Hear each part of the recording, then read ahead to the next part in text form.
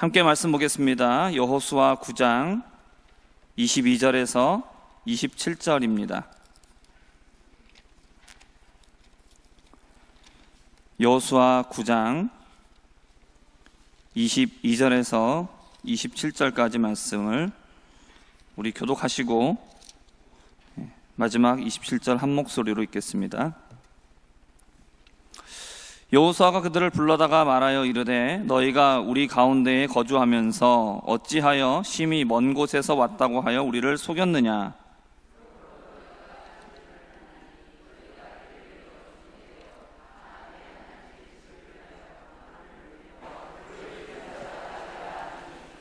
그들이 여호수아에게 대답하여 이르되 당신의 하나님 여호와께서 그의 종 모세에게 명령하사 이 땅을 다 당신들에게 주고 이 땅의 모든 주민은 당신들 앞에서 멸하라 하신 것이 당신의 종들에게 분명히 들림으로 당신들로 말미암아 우리의 목숨을 잃을까 심히 두려워하여 이같이 하였나이다.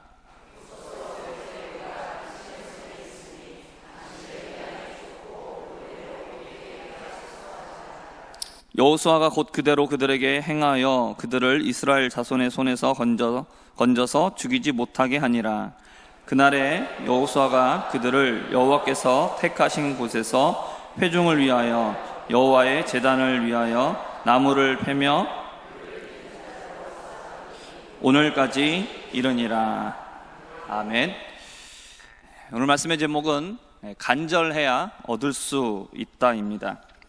우리가 무엇을 얻기 위해서는 그에 맞는 대가를 치러야 합니다. 세상에는 뭐가 없습니까? 세상에는 공짜가 없죠. 그렇죠? 네, 그에 상응하는 가치를 지불을 해야 그거를 우리가 얻을 수 있습니다. 그리고 그걸 누릴 수가 있죠. 돈을 지불하지 않아도 되는 경우에는 다른 것을 지불을 해야 됩니다. 그건 뭐냐? 간절함입니다. 간절함. 정확하게 일치를 하지는 않지만 우리가 무엇을 얻기 위해서 돈을 지불하죠. 근데 그 지불하는 돈은 어떤 걸로 바꿀 수 있느냐? 그만큼 간절하다라는 뜻으로 바꿀 수 있다라고 생각합니다. 그러니까 우리가 어떤 거를 보면 잘할 수 있냐면 경매를 놓고 생각하면 잘할 수 있습니다. 어떤 물건을 하나 놓고 사람들이 그 물건을 사기 위해서 자기가 이거만큼의 돈을 지불할 수 있다라고 얘기하죠. 그러면 서로 나는 이것보다 좀 더 많이 쓸 수 있어. 나는 이것에 대해서 얼만큼을 나는 지불할 수 있어. 그러면서 서로 높은 금액을 씁니다. 그래서 마지막에 가장 높은 금액을 제시한 사람의 것이 되는 거죠. 그러니까 내가 이것을 얻기 위해서 다른 사람보다 더 많은 액수를 제시한다는 건 무슨 얘기입니까? 나 그만큼 이게 간절하다는 얘기입니다. 오늘 말씀해 보면 자신들이 이 원하는 것을 얻기 위해 매우 간절했던 사람들의 이야기가 나옵니다. 그들이 얻기를 원했던 것은 무엇입니까? 그들이 얻기 위해서 보여준 이들의 간절한 모습은 무엇이었고, 그리고 이걸 통해서 이들이 이걸 얻었는데 이것을 얻게 된 이들의 모습을 보면서 그러면 우리의 신앙생활에는 우리가 무엇을 적용할 수 있겠는가 함께 생각을 해보겠습니다. 첫 번째로 볼 것은 살기 위해 간절했던 기브온 사람들입니다. 여호수아가 이끄는 이스라엘은 여리고 성을 점령했고 그리고 아이 성도 점령을 했습니다. 그 다음 이스라엘 백성들의 다음 목표는 어디냐? 기브온이었습니다. 이들은 가나안에서 거주하고 있었던 가나안의 7 족속들 중에 히위 족속에 속한 사람들이었습니다. 기브온 사람들은 이스라엘 백성들이 요단강 동쪽에 있을 때에 헤스본 왕 시혼과 바산 왕 옥의 군대를 완전히 전멸시켜 버렸다는 사실을 이미 다 알고 있었습니다. 그러면 기브온 사람들은 어땠느냐? 그들은 그 성은 굉장히 큰 성읍이었습니다. 그러니까 얼마 정도로 크냐면 왕의 도성 같았다. 그러니까 왕이 살고 있는 수도 같이 큰 성이라고 얘기합니다. 그리고 그들은 다 강했다라고 얘기하고 있죠. 하지만 기브온 사람들은 어떻게 생각했냐면 우리에게 승산이 없다라고 생각했습니다. 이들은 살기 위해서 이스라엘 백성과 화친을 맺으려고 했습니다.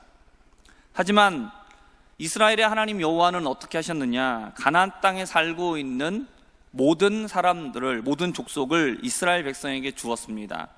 그리고 자신들을 포함한 모든 가나안 주민들을 다 전멸하라고 하셨기 때문에 자신들의 운명은 이제 죽을 수밖에 없게 된 것이죠. 그래서 이들은 한 가지 꾀를 내게 됩니다.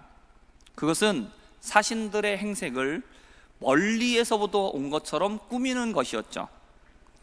사신들을 만난 여호수아는 이들의 정체에 대해서 의심을 합니다. 하지만 이들이 꾸민 그 행색과 그들의 말을 믿고 화친을 맺게 되죠. 이들은 자신들을 철저하게 낮추었습니다. 여호수아 9장 11절의 말씀입니다. 그러므로 우리 장로들과 우리나라의 모든 주민이 우리에게 말하여 이르되 너희는 여행할 양식을 손에 가지고 가서 그들을 만나서 그들에게 이르기를 우리는 당신들의 종들이니 이제 우리와 조약을 맺읍시다 하라 하였나이다 라고 얘기했어요. 기본은 분명히 큰 성이었고 이들은 다 강한 용사들이었습니다. 하지만 이스라엘 백성들 앞에서 어떻게 하느냐, 자신들을 철저하게 낮춥니다. 자신들을 종으로 부르면서 모든 주민들이 화친을 맺기를 원해서 지금 자신들을 보냈다라고 얘기를 합니다. 화친을 맺게 되죠. 그리고 그 후에 3일 후에 이들의 정체가 다 드러나게 됩니다.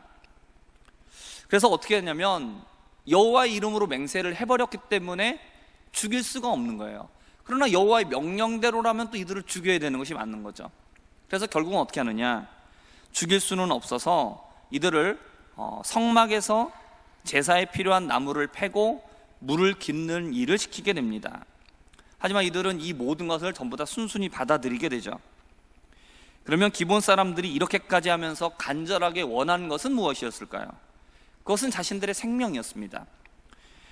마가복음 8장에서 이렇게 말합니다. 사람이 만일 온천하를 얻고도 자기 목숨을 잃으면 무엇이 유익하리요?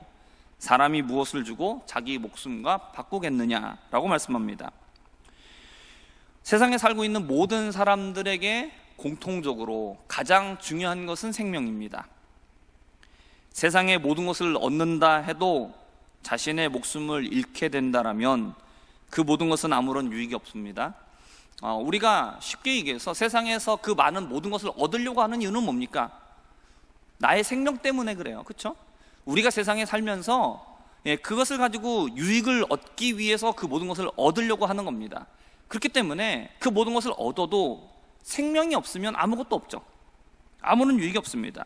전부 다 헛된 소득입니다. 기본 사람들이 꾀를 냈습니다. 그러면 이들은 도덕적으로 거짓말한 거다, 이거 잘못된 거다, 이렇게 말할 수 있는 게 아닙니다. 거짓말을 통해서 부정한 이득을 얻었거나 거짓말을 통해서 다른 사람을 음해했다, 그렇다면 이거는 분명히 잘못된 것이죠. 그러나 자신들의 목숨을 살리기 위해서 했던 이 거짓말은 이들이 살기 위해서 얼마나 간절했는가를 잘 보여주고 있는 모습이에요. 어떻게 해서든지 이스라엘과 화친을 맺을 수만 있더라면, 우리가 생명을 살릴 수만 있다라면 저주를 받아서 성막에서 물 깃고 나무 패는 이런 힘든 일들을 우리가 한다고 해도, 사회에서 인정받지 못하는 그런 사회적 지위를 가진다고 해도 목숨만 건질 수 있다라면 우리는 다 할 수 있다라는 그 마음의 간절함이죠. 그래서 그들이 그렇게 꾀를 냈던 겁니다. 우리 남자분들은 결혼하기 위해서 그런 간절함이 있었죠. 그래서 거짓말들을 다 한 번씩은 해보셨을 겁니다. 그렇죠? 결혼하기 전에 뭐라고 얘기합니까? 당신을 위해서라면 하늘에 뭐도 따다 준다고요? 별도 따다 주겠다라고 이렇게 얘기를 했는데, 근데 여기 계신 우리 여자 성도님들 중에 그 별 받아보신 분 계십니까? 우리 한 번도 안 받아봤습니다. 그렇죠? 말은 그렇게 했는데, 그리고 평생 손에다가 물 안 묻히게 해주겠다라고 그렇게 얘기했어요. 그렇죠? 근데 지금 그 물은 지금 누가 묻히고 있어요? 그렇죠? 내가 묻히고 있어요. 근데 그렇다고 해서 남편한테, 아니 당신 어떻게 그렇게 거짓말을 그렇게 뻔뻔하게 했느냐, 이거 물러야 된다, 이렇게 얘기하지 않아요. 결혼하고 싶은 간절함이 있으니까 그렇게 얘기하는 거죠. 어떤 여자분이 남편과 사귈 때의 일입니다. 사귀던 남편이 그만 헤어지자고 말을 했답니다. 그래서 그 여자분이 어떻게 조치를 취했느냐, 남편의 따귀를 사정없이 때렸답니다. 그래서 지금은 애 낳고 잘 살고 있습니다. 때린 이유가 뭡니까? 때린 건 잘못이죠, 그렇죠? 지금 폭력이라고 얘기할 수도 있겠지만, 그러나 왜 때린 겁니까? 헛소리 그만하고 정신 차려라는 거죠. 이제까지 사귀었는데 어디 가서 물르냐는 거죠, 그렇죠? 평소 같으면 하지 않을 일인데 간절한 거예요. 결혼해야 되니까 정신 차려는 거죠. 원래대로라면 기본 사람들은 어떻게 됩니까? 전부 죽임을 당해야 됩니다. 하지만 이들은 살기를 간절히 원했어요.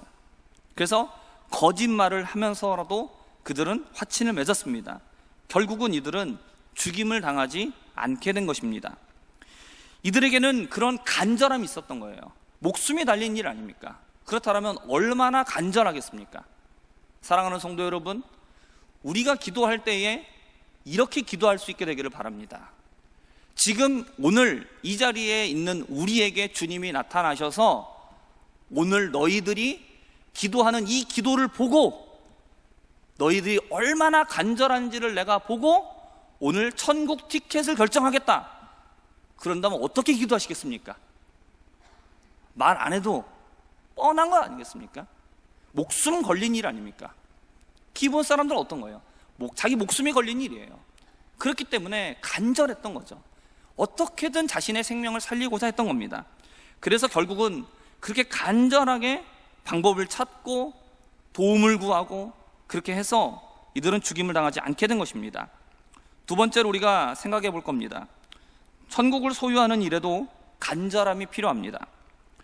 기본 사람들이 목숨을 건지게 된 이 모습은 우리가 천국을 소유하는 것과 똑같은 모습을 보여주고 있습니다. 예수님께서는 마태복음 11장 12절에서 말씀합니다. 함께 읽어보겠습니다. 세례 요한의 때부터 지금까지 천국은 침노를 당하나니 침노하는 자는 빼앗느니라. 아멘. 침노한다라는 말은 침략하고 노략질한다라는 말입니다. 전쟁에 나간 사람들은 한 가지 생각밖에 없습니다. 어떤 생각이 있을까요? 반드시 승리하고 말겠다. 승리해서 적들을 이겨 전리품을 얻겠다라는 이 생각, 거기에 오직 집중합니다. 사람이 보여줄 수 있는 그 간절함이 최고조인 상태가 뭐냐? 침노하는 사람의 모습이에요. 그럴 수밖에 없죠. 전쟁에 지면 어떻게 됩니까? 내 목숨이 날아갑니다. 가족들이 죽임을 당하거나 노예로 다 끌려가죠. 내 모든 재산은 전부 다 잃어버리게 되는 겁니다. 뭐 아니면 도예요. 그렇기 때문에 전쟁에 나가는 사람의 마음에는 오직 딱 한 가지밖에 없어요. 승리예요, 승리. 그것을 간절하게 원하고 또 원하는 겁니다. 예수님은 천국이 누구의 것이라고 말합니까? 천국은 침노하는 자일 거예요. 침노하는 자가 빼앗는 거다라고 얘기합니다. 전리품을 빼앗는 것처럼 전쟁에 나가서 남의 것을 빼앗겠다라고 달려드는 그 사람의 마음처럼 그런 사람의 마음에 그러에게 주어지는 것이 바로 천국이다라고 얘기하고 있어요. 구원은 믿는 자에게 주시는, 누구에게나 주시는 하나님의 은혜인 줄 믿습니다. 하지만 아무에게나 주시는 것은 결코 아니죠. 그것을 간절하게 사모하고 그것을 구하는 사람에게 허락해 주십니다. 세상에서 내가 어떤 사람인가, 이거는 중요하지 않습니다. 남들보다 내가 힘이 세다고 해서 내가 천국에 들어갈 수 있는 것도 아니고, 내가 공부를 잘했다고 세상 지식이 많다고 안 되고, 내가 이쁘거나 잘생겨서도 들어갈 수 있는 것도 아닙니다. 기본 사람들은 어땠습니까? 강했어요. 힘이 있었습니다. 하지만 그것으로 구원을 얻을 수 없었습니다. 기본 사람들은 우리가 비록 강하지만 그러나 이스라엘이 훨씬 더 강하다라는 걸 알고 있었습니다. 자신들의 힘과 능력으로는 자신들의 생명을 지킬 수 없다라는 사실을 알았어요. 그것을 깨닫고 어떻게 합니까? 납작 엎드리는 거예요. 우리는 종입니다. 당신들이 원하는 대로 우리가 무엇이든지 하겠습니다.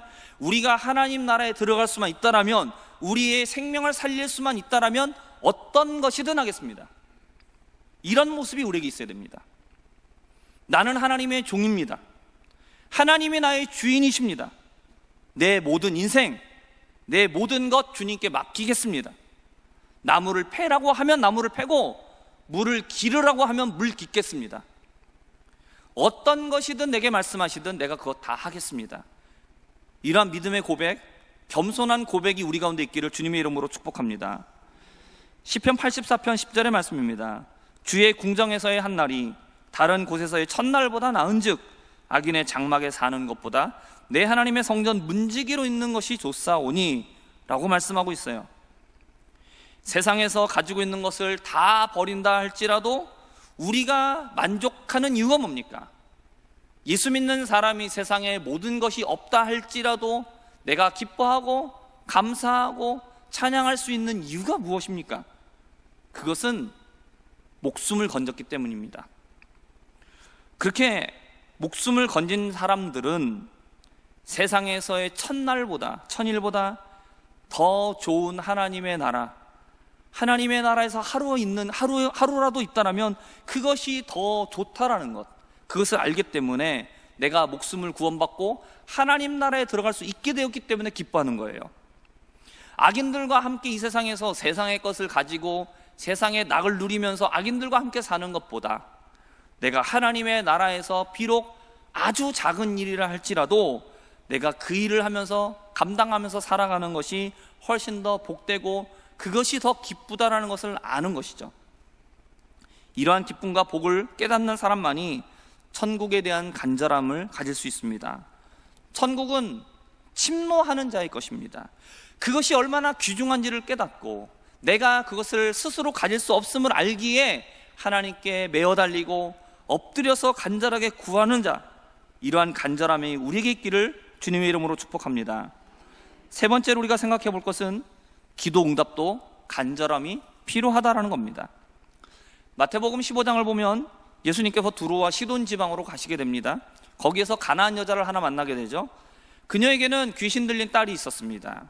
예수님께 나와서 그 딸을 고쳐주시기를 예수님께 구하여 예수님께 소리를 지르면서 예수님께 그렇게 구해달라고, 내 딸을 좀 고쳐달라고 그렇게 소리 지르며 부탁했는데 예수님은 아무 대꾸도 안 하셔요.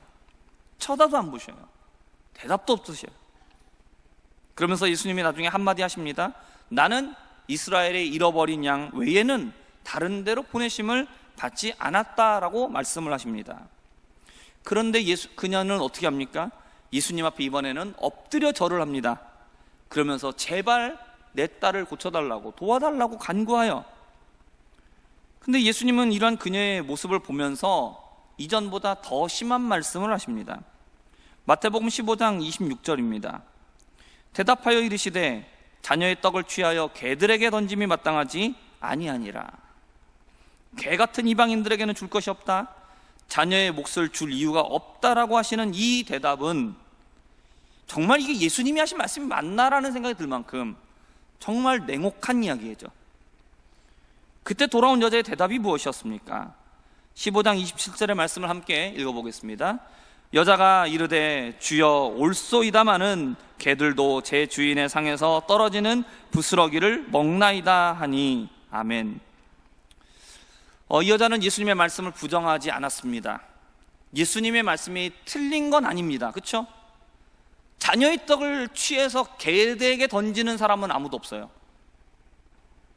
그러나 예수님은 지금 이 얘기를 일부러 하시면서 어떻게 하고 있습니까? 그녀의 자존심을 긁어버려요. 마음에 큰 상처를 주고 있어요. 아주 모진 말이죠. 근데 이 예수님의 이야기 앞에서 자기의 존재를 인정해요. 예, 주님 맞습니다. 저는 유대인이 아니죠. 전 이방인이에요. 전 개같이 여김을 받는 그런 자가 맞습니다. 그러나 주님, 개들도 아들과 같은 대접은 해주지 않지만 아들이 먹으면 떨어지는 그 부스러기는 혜택을 받을 수 있지 않습니까? 그런 은혜라도 좋습니다. 개같이 취급받아도 좋습니다. 제 딸을 제발 고쳐주십시오. 그녀는 자신의 딸을 고치기 위해 간절하게 주님 앞에 엎드렸어요. 자존심은 중요하지 않았어요. 자녀를 고칠 수만 있다면 못할 게 뭐가 있습니까? 자녀만 살릴 수 있다면 그깟 자존심 아무것도 아닌 거죠.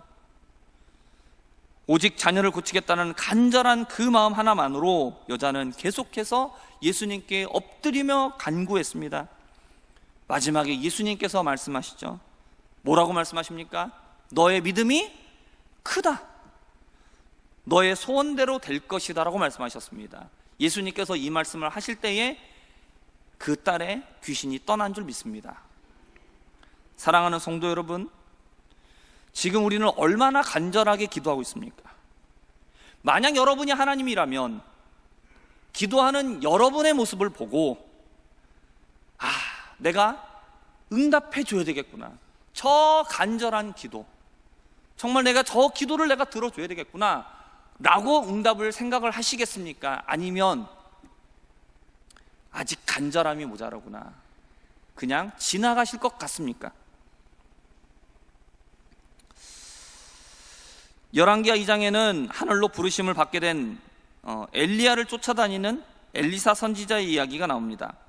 엘리야는 엘리사에게 말합니다. 쫓아오지 말라라는 거예요. 나 하나님의 부르심을 받을 거니까 계속해서 쫓아오지 말라라는 겁니다.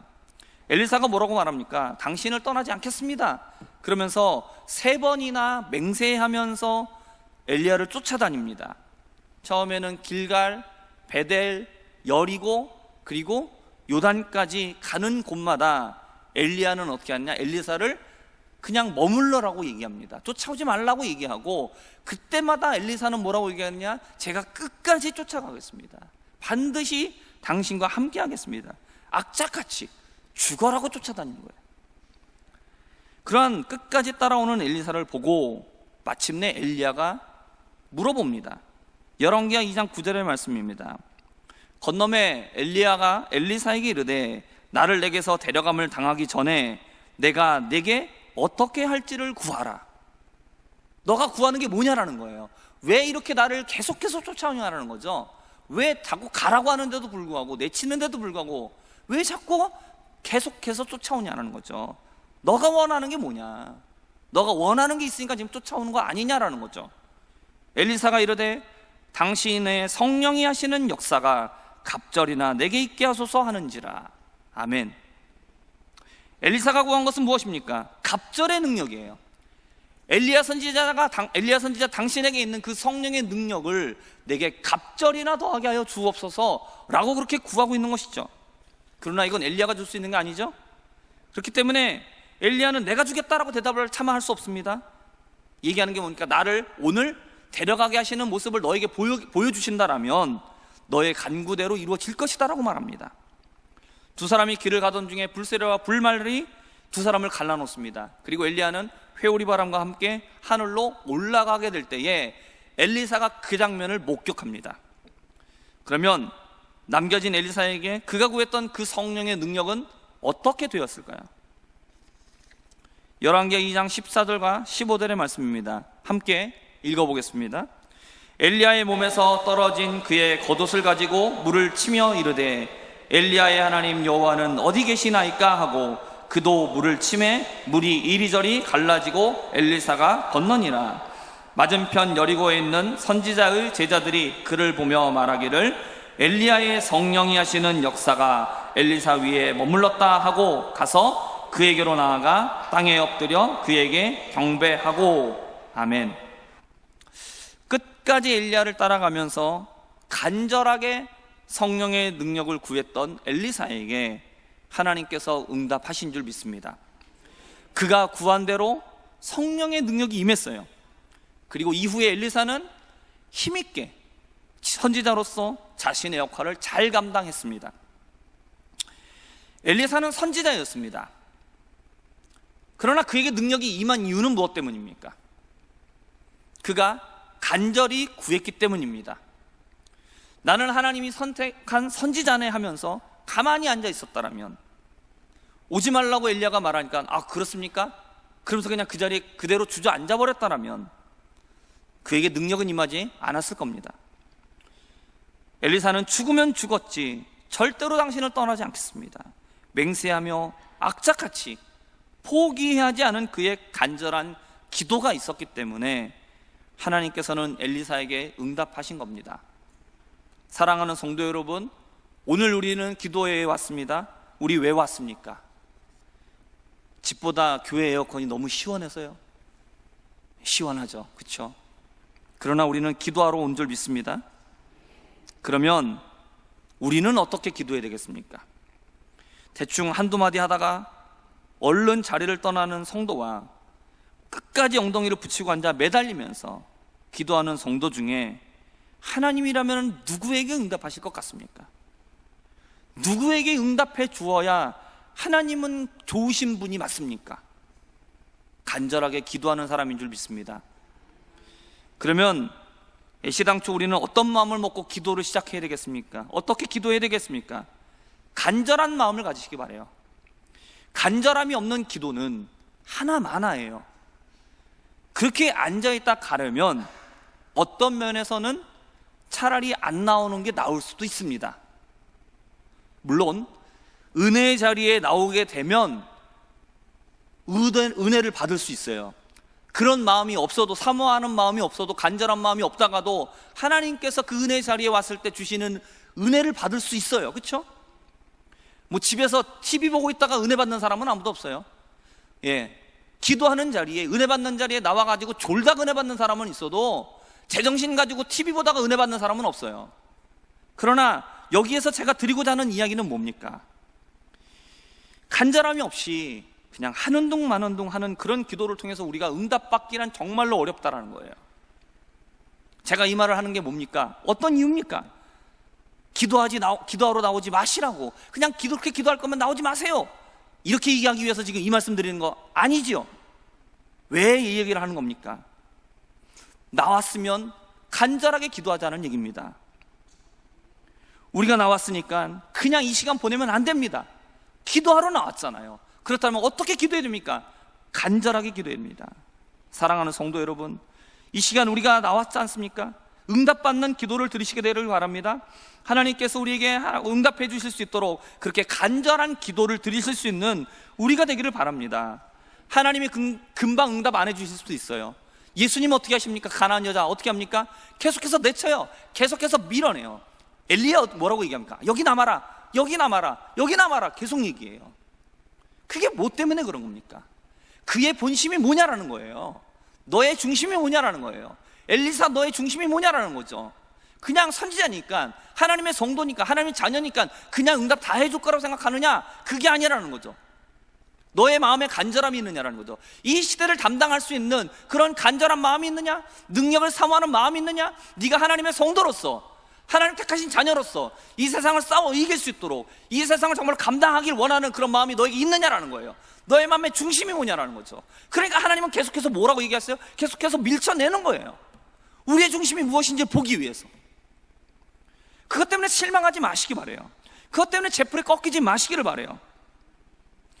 하나님이 우리에게 뭐라고 얘기해 주시는 간에 주님이 우리에게 분명히 보기를 원하시는 건 뭐냐면 우리의 간절함이에요. 그러므로 억지로가 아니라 이 시간 우리 모두가 간절하게 기도할 수 있는 그런 시간이 되기를 바랍니다. 함께 같이 기도하다가 제가 앞에서 이 기도 인도하는 시간이 끝나면 그 다음부터는 뭡니까? 끝난 겁니까? 아니죠. 그때부터가 시작이에요. 앞에서 기도 인도할 때는 뭡니까? 함께 합심해서 기도하는 거고, 그 인도 끝나고 나면 그 다음부터 뭡니까? 개인 기도를 힘써야 되는 시간 아닙니까? 합심 기도 끝나면 본격적으로 개인 기도에 힘쓰시기를 바라요.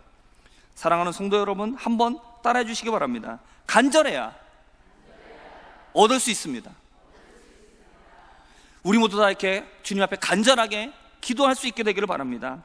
날마다 간절하게 기도에 힘쓰고, 그러므로 응답받을 수 있는 우리 모두가 되기를 주님의 이름으로 축복합니다.